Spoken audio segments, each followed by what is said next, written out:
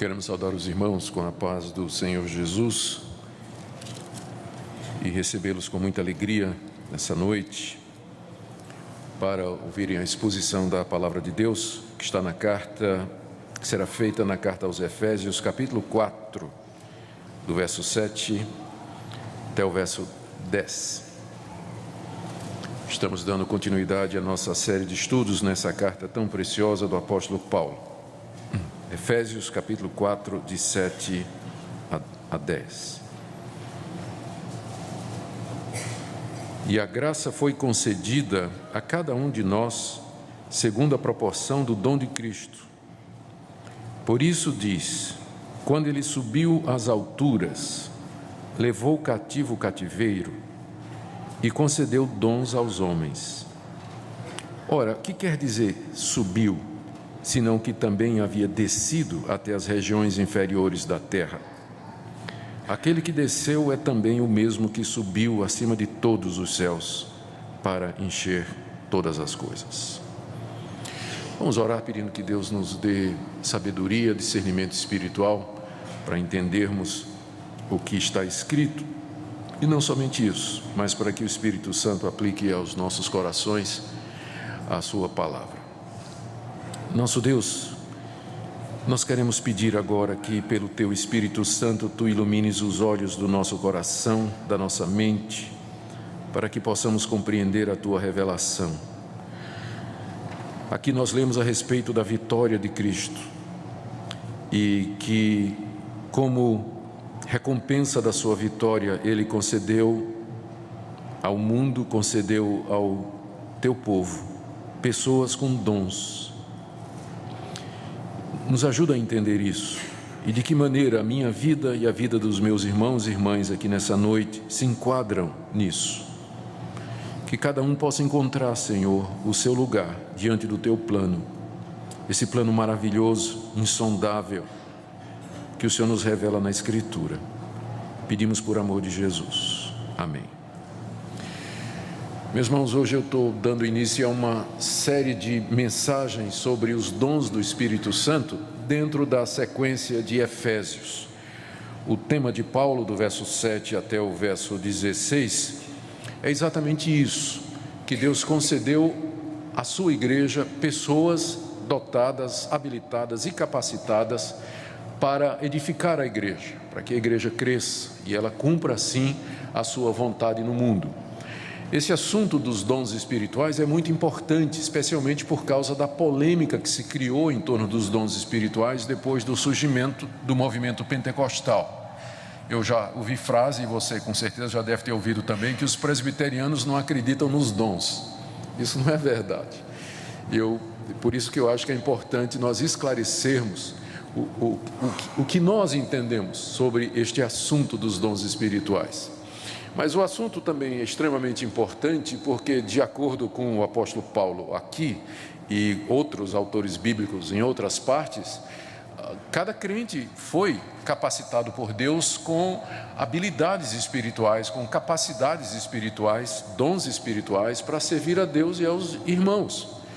E é necessário que você tome consciência disso para que você ache o seu lugar no corpo de Cristo. De que maneira você pode servir a Deus? O que é que Deus lhe deu, ou que capacidade, habilidade Deus lhe deu, que você pode empregar para o serviço de Deus, servindo aos outros e servindo a Deus aqui nesse mundo. Por isso que esse assunto é da mais alta importância e nas próximas mensagens na carta aos Efésios nós estaremos nos concentrando a respeito desse assunto que Paulo trata aqui. Mas hoje à noite nós vamos iniciar verificando o que Paulo nos ensina a respeito da origem dos dons espirituais, de onde eles vêm, o que é que são dons espirituais e de que forma eles nos chegam. Aqui nós estamos na parte prática da carta aos Efésios. Paulo havia já falado aqui no capítulo 4, que marca o início dessa parte prática a respeito do andar cristão. Vocês lembram, nós falamos sobre isso nos capítulos 1 e 2, como nós somos ensinados a andar de maneira digna da nossa vocação. Depois Paulo fala sobre a unidade cristã, está aí dos versos 3 a 6, foi a última mensagem que nós pregamos na carta aos Efésios, e agora ele fala sobre o serviço cristão, que é o texto que nós temos diante de nós, que vai do verso 7 até o verso 16, com foco nessa noite apenas até o verso 10.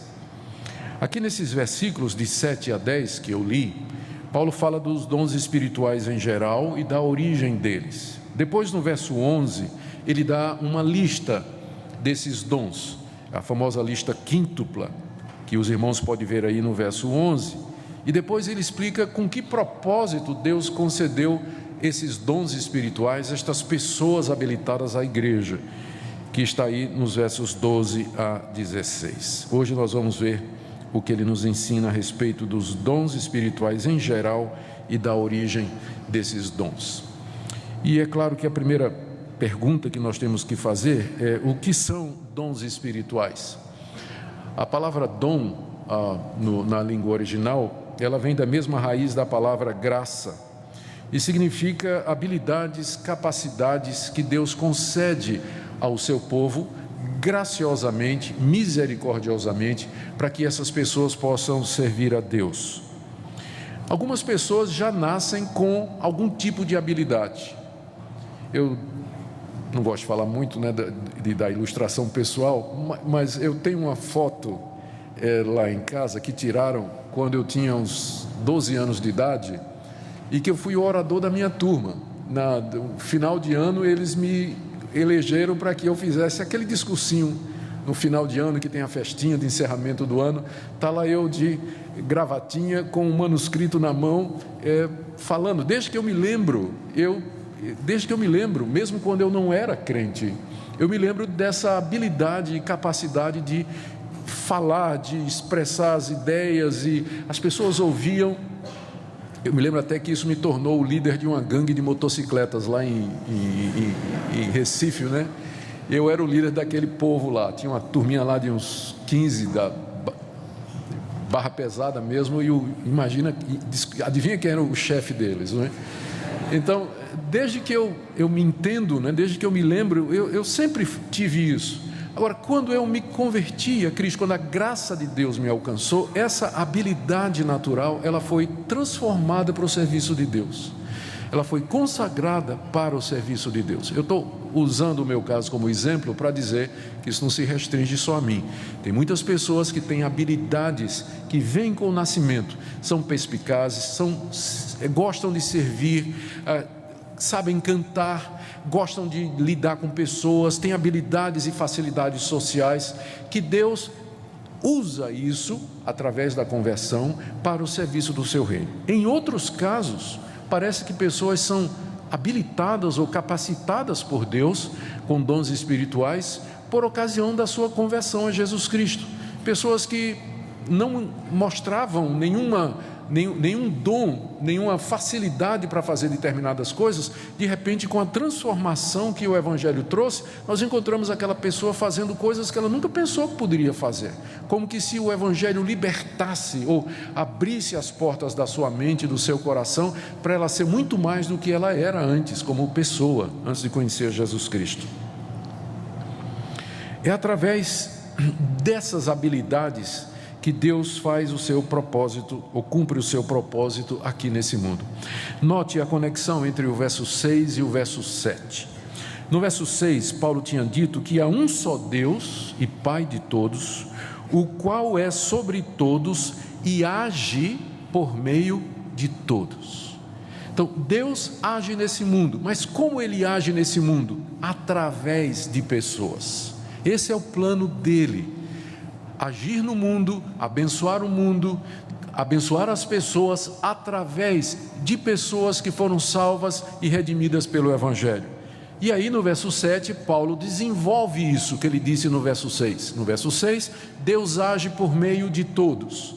Quando ele fala de todos, ele está falando de todos aqueles que são do seu povo. E no verso 7 ele diz que a graça, e a graça aqui não é a graça da salvação, mas a graça de ser instrumento de Deus.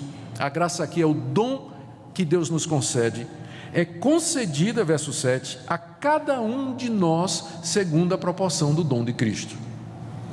Então, dons espirituais são isso, habilidades, capacidades que Deus nos dá para, através delas, Ele agir no mundo, agir na igreja, edificar o seu povo e cumprir os seus propósitos. Por isso, esses dons são vitais para a existência da igreja, eles são vitais para que essa igreja cumpra o seu propósito. E Deus, através da história, Ele sempre está levantando na sua igreja pessoas que têm habilidades, capacidades diferentes para exercitar, para exercer e cumprir a sua vontade. E com certeza você não está excluído como parte do corpo de Cristo. Paulo nos diz aqui 3 coisas a respeito dos dons espirituais que eu queria ver com os irmãos. A primeira está aí no verso 7, que Cristo concede diferentes dons a diferentes pessoas. Eu repito o verso 7, a graça foi concedida a cada um de nós segundo a proporção do dom de Cristo. A chave aqui para entender é essa expressão de que Deus nos concedeu sua graça, a graça do serviço, de acordo com a proporção do dom de Cristo. Em outras palavras, de acordo com a medida que Cristo achou por bem. Ou seja, Deus não concede essa graça na mesma proporção e da mesma maneira a cada um. Embora todos nós recebamos essa graça de servir, mas isso é de acordo com a medida do dom que Cristo nos dá. Aqui eu me lembro nós podemos lembrar aqui daquela parábola que Jesus contou de um homem que foi um fazendeiro que foi fazer uma longa viagem, chamou lá o seu pessoal e deu a um talento, a outro 2 talentos e a outro 5, ou foi 2, 5 e 10, diferentes quantidades, e disse: trabalhem com isso até que eu volte. A cada um ele deu alguma coisa, mas a um ele deu 2, a outro ele deu 5 e a outro ele deu 10. Então, de acordo com a proporção do dom de Cristo, nós temos recebido da parte de Deus diferentes dons, diferentes talentos para servir. O Novo Testamento tem várias listas dessas habilidades. Eu tentei resumir aqui, e essas listas falam a respeito de apóstolos, profetas, evangelistas, mestres, o dom de contribuir, de liderar, de exercer misericórdia, o dom da fé, o dom de línguas, o dom de milagres, palavra da sabedoria, palavra do conhecimento. São 5 ou 6 listas que nós encontramos no Novo Testamento dessas ferramentas que Deus concede à igreja. É claro, essas listas elas não são exaustivas, não é? Deus pode dar variações. Ou, por exemplo, nenhuma dessas listas tem o dom de cantar ou o dom de louvar a Deus, mas ela pode ser considerada, essa habilidade, como um desdobramento do dom de ensinar. Esse é o propósito pelo qual nós cantamos: ensinar as verdades de Deus e proclamar a grandeza de Deus, só que pela música. É uma espécie de subdivisão do dom de ensino. E aí você pode pensar, por exemplo, hoje em dia tem gente que tem uma habilidade fantástica com coisas da internet, parece que já nasce sabendo, sabe mexer com informática, gosta disso, e é uma ferramenta indispensável hoje para a igreja, para o reino de Deus, mas não está listado aqui. Onde será que encaixa? Pode ser uma subdivisão do dom de serviço, ou do dom de ensino também. O que eu quero dizer é que essas listas, elas apontam as ferramentas gerais de Deus, mas elas são adaptadas e usadas por Deus de acordo com a história, de acordo com a cultura, de acordo com a necessidade. O ponto é que Deus concede estes diferentes dons e essas diferentes habilidades ao seu povo, e nós devemos nos lembrar disso. Isso é muito bom, porque nós não devemos pensar que apenas 1 ou 2 dons espirituais são concedidos hoje, mas tantos. A gente tem que pensar na igreja como um prato de salada. Aquela salada, sabe? Você vai no restaurante e pede uma salada, né? É tão bonito aquele prato colorido, tem verde, tem vermelho, tem amarelo, tem de outras cores lá. Agora, se você pegar tudo e colocar no liquidificador, a cor fica feio, né? Então, eu gosto de pensar na igreja mais como um prato de salada, com os diferentes dons distintos, separados. Embora para muita gente na igreja tem que ser tudo aquilo batido no liquidificador, uma cor só, aquela coisa homogênea. Não é assim que Deus planejou.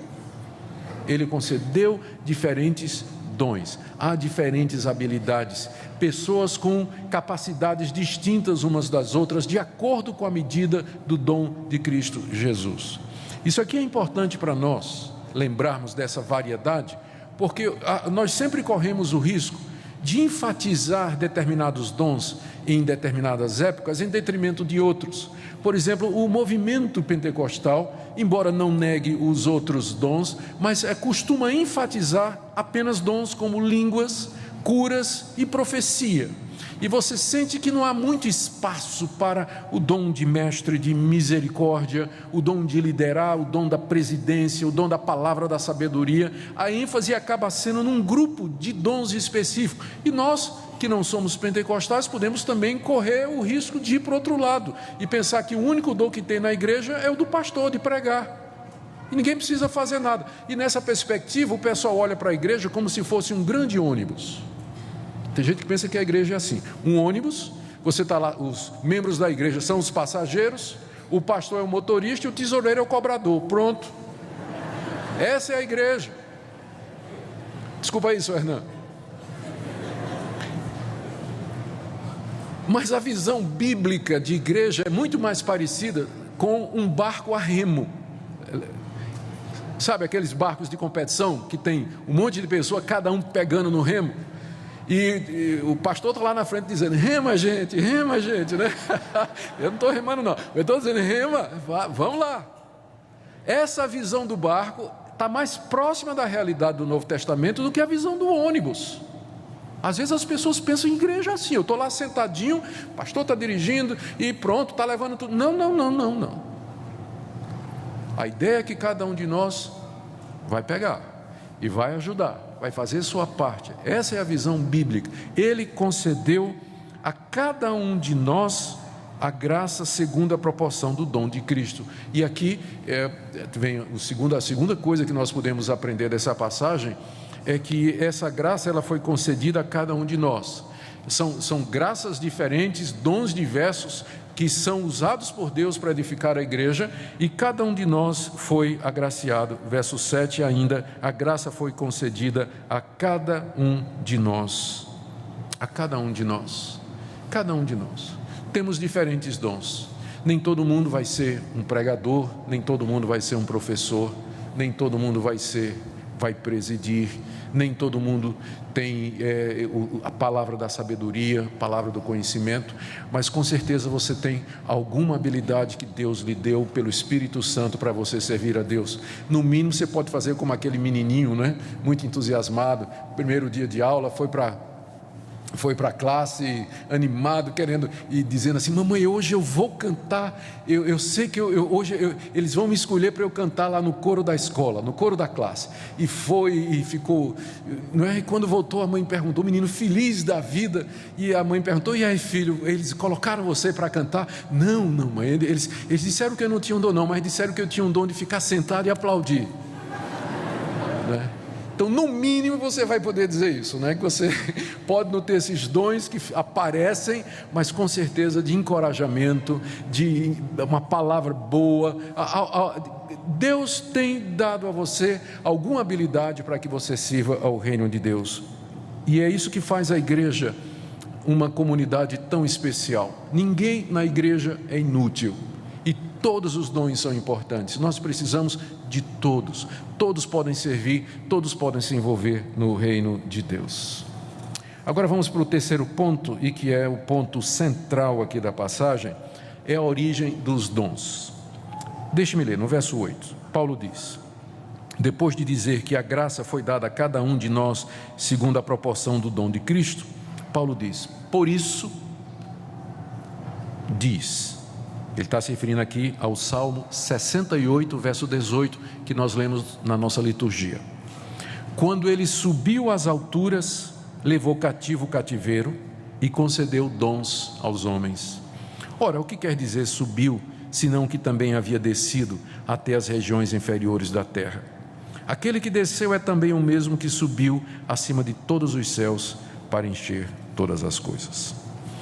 O apóstolo Paulo, depois de falar da concessão dos dons espirituais por parte de Cristo ao seu povo, em diferente medida, mas a cada um de nós, ele diz que essa é a razão pela qual, lá no livro dos Salmos está escrito, que quando Deus subiu às alturas, ele levou cativo o cativeiro e concedeu dons aos homens.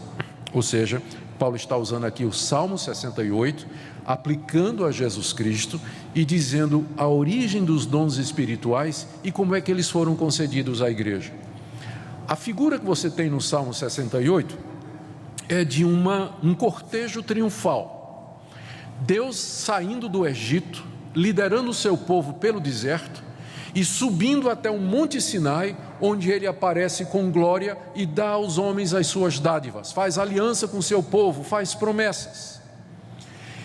Essa figura da vitória de Deus, que sai do Egito, vencendo os inimigos, atravessando o mar, subindo no Monte Sinai, esse conceito ele foi usado mais tarde em Israel por ocasião da coroação dos reis.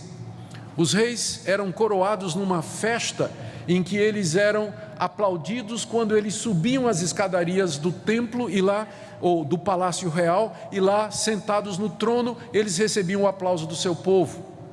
Há uma outra figura aqui também por detrás e que era comum na época do apóstolo Paulo, que era o triunfo romano.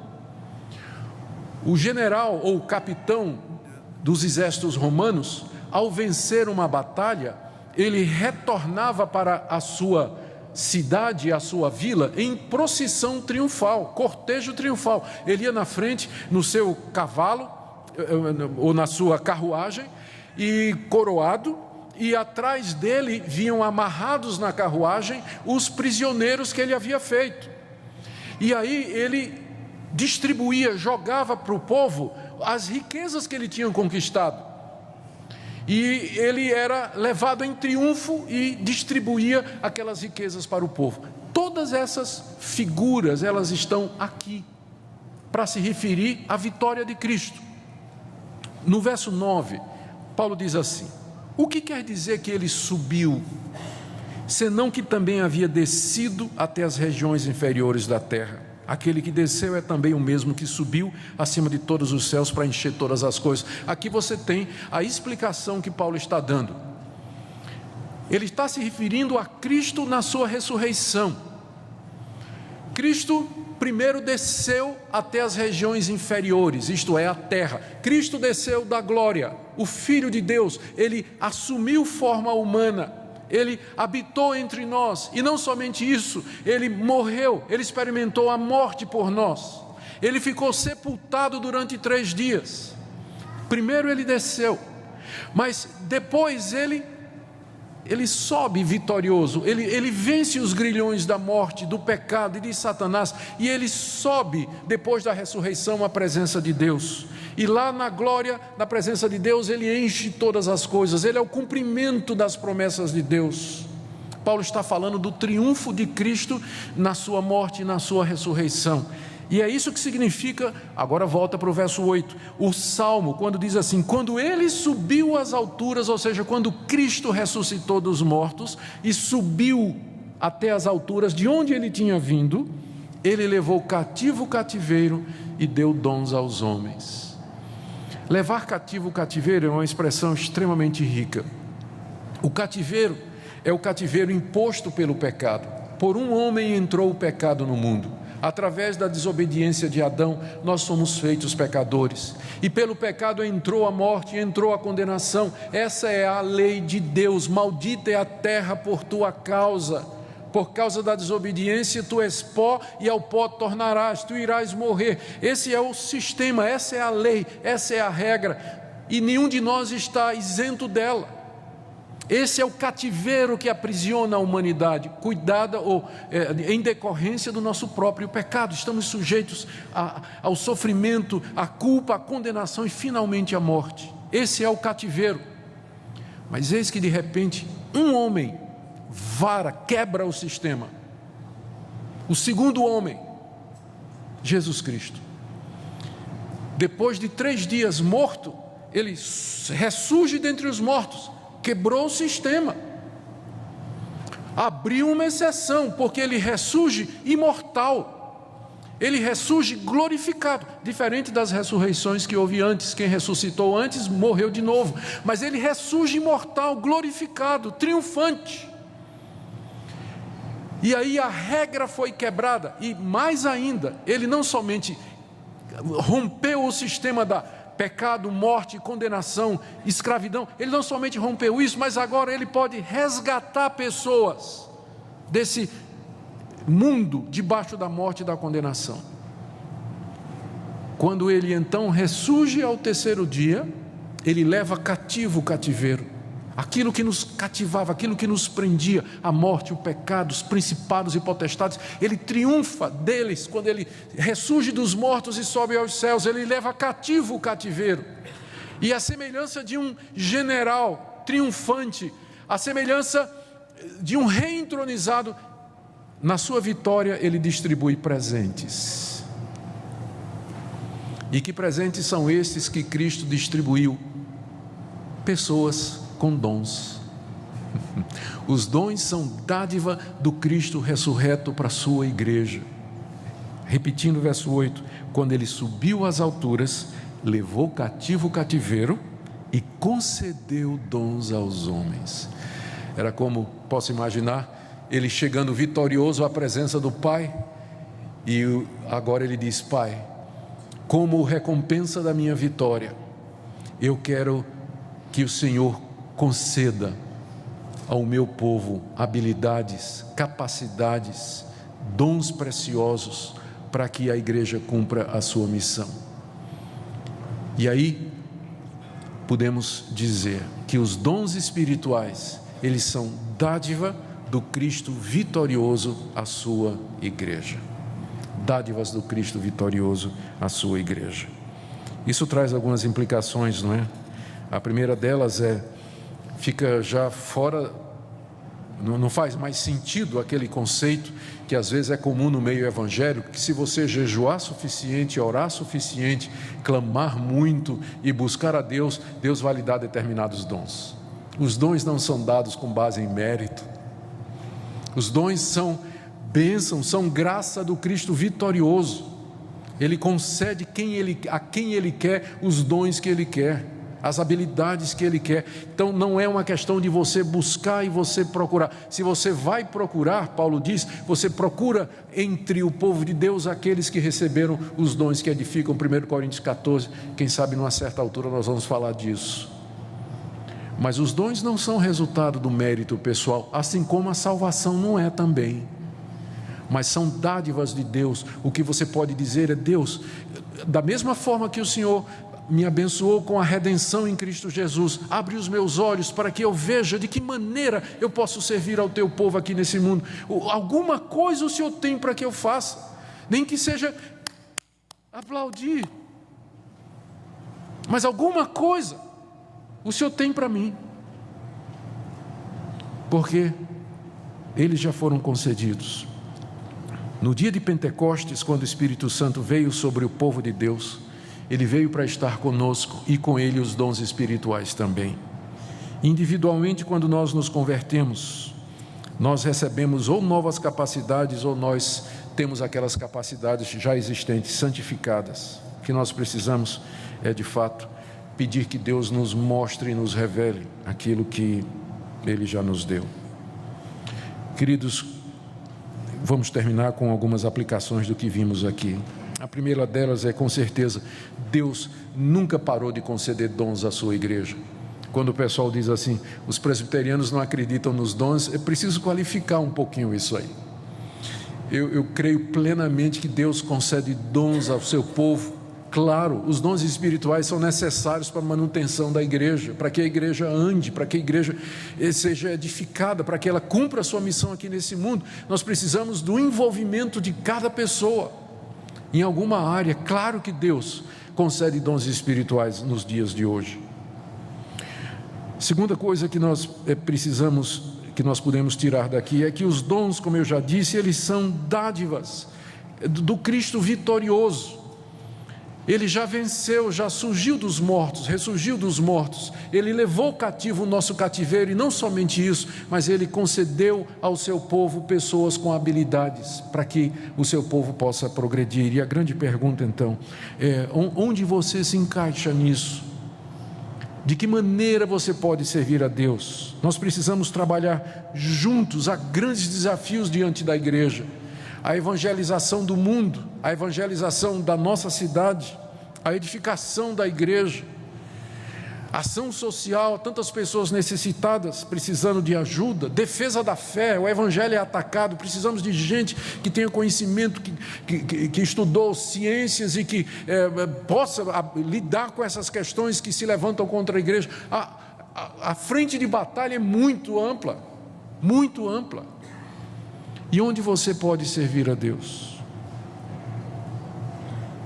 Por isso, nessa noite eu queria fazer um apelo para que você consagrasse sua vida a Deus totalmente e dissesse: Senhor, talvez até o dia de hoje eu tenho visto a igreja apenas como um local onde eu vou receber alguma coisa, mas além disso, além de ser um local onde eu sou alimentado, mas eu gostaria também de contribuir, de participar, de me engajar e de te servir de acordo com os dons que o Senhor me deu. E, portanto, se disponha ao serviço de Deus e peça a Ele oportunidades, que Ele mostre que você pode fazer. Se você não está vendo nenhuma oportunidade, nada que você pode saber, crie uma. Converse conosco. Diz: olha, eu quero servir a Deus, eu quero fazer alguma coisa. E pode ter certeza que trabalho não falta. Pode ter certeza que trabalho não falta. E como nós precisamos de gente, coloque-se debaixo do ministério da palavra de Deus e da orientação do Espírito Santo, para que Ele possa guiá-lo no serviço a Ele. O nosso Cristo já venceu, Ele está sentado à direita do Pai, Ele já derramou sobre nós o seu Espírito Santo, e com o Espírito Santo os dons espirituais. Que você nessa noite possa refletir sobre isso, pensar sobre isso, consagrar sua vida e dizer: Deus, eu quero te servir, me mostra de que maneira eu posso participar do teu reino e do teu povo aqui nesse mundo.